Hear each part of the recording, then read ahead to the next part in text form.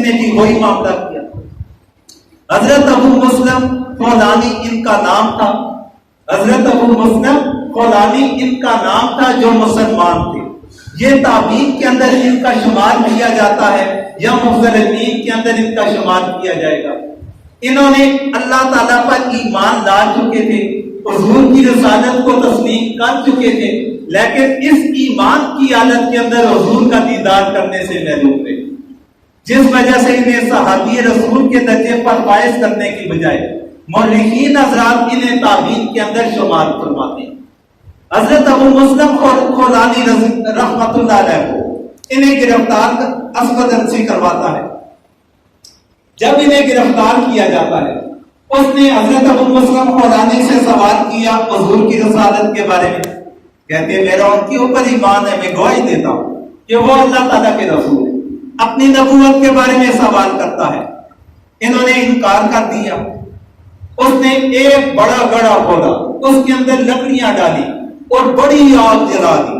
بڑی مقدار کے اندر اس نے آگ جلانے کا انتظام کیا. اپنے درباریوں سے کہا حضرت ابو مسلم خولانی کو اٹھا کر اس آگ کے اندر ڈال دیا جائے. اس آگ کے اندر حضرت ابو مسلم خولانی رحمت اللہ علیہ کو ڈالا جاتا ہے. پنگورے کے اندر ڈال کے پھینکا جاتا ہے اس آگ کے درمیان کے اندر. اس موقع پر دیکھنے والوں نے اپنی آنکھوں سے دیکھا. اس موقع پر دیکھنے والوں نے اپنی آنکھوں سے دیکھا. اور کئی احادیث مبارکہ کی کتب کے اندر خصوصاً مسند احمد کے اندر یہ واقعہ مذکور ہے. اسی طرح تاریخ کی کسی کتاب کو آپ اٹھا کر دیکھ لیں, جتنی بھی بنیادی تاریخ کی کتابیں ہیں ان تمام کتابوں کے اندر جہاں پر حضرت ابو مسلم خولانی کا تذکرہ موجود ہے, ان کے ضمن کے اندر اس واقعے کا بھی تذکرہ موجود ہے. حضرت ابو مسلم خولانی کو آگ کے درمیان کے اندر ڈالا جاتا ہے. اللہ تبارک و تعالیٰ کی شان دیکھیے.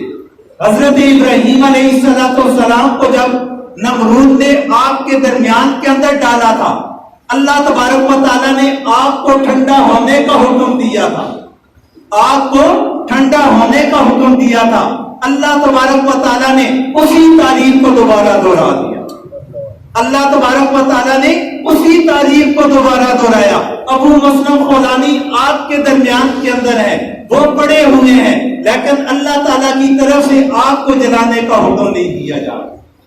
اللہ تبارک و تعالیٰ نے آگ کو جلانے کا حکم واپس لے لیا کہ تیری جو طاقت جلانے کی ہے, آج تیری طاقت کو میں سلب کرنے کا حکم دیتا ہوں.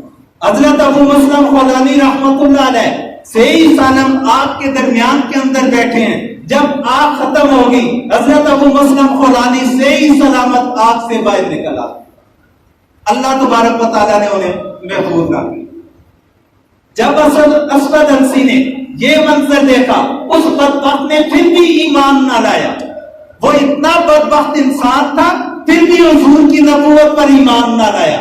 یہ منظر دیکھنے کے باوجود بھی اس نے دوسرا حکم جاری کیا کہ حضرت ابو مسلم خولانی کو ملک بدر کر دیا جائے, علاقہ بدر کر دیا جائے. اور حضرت ابو مسلم خولانی اور کیا چاہتے, انہیں جب حکم ملتا ہے کہ آپ علاقے کو چھوڑ دیجئے, انہوں نے علاقے کو چھوڑ کر سیدھا مدینہ کی جانب رخ کر دیا. مدینہ منورہ کے اندر پہنچتے ہیں. مورخین حضرات فرماتے ہیں کہ جب مسجد نبوی کے اندر حضرت ابو مسلم خولانی پہنچتے ہیں, نماز ظہر ادا کی جا چکی تھی. صحابہ کرام نماز پڑھ کے واپس اپنے اپنے گھروں کی جانب روانہ ہو چکے تھے. وہ جب مسجد کے اندر داخل ہوتے ہیں, اندر جب داخل ہوتے ہیں صرف ایک بندہ بیٹھا ہوا ہے, اور وہ حضرت عمر فاروق رضی اللہ تعالیٰ عنہ. حضرت ابو مسلم خولانی رحمت اللہ علیہ مسجد کے اندر تشریف لاتے ہیں, بآواز بلند سلام کرتے ہیں, السلام علیکم. حضرت عمر رضی اللہ تعالیٰ عنہ ان کی جانب متوجہ ہوتے ہیں, دیکھتے ہیں ابھی انہوں نے جواب نہ دیا, انہوں نے ساتھ ہی کہا اللہ اکبر, اللہ اکبر کہہ کر نماز شروع کر.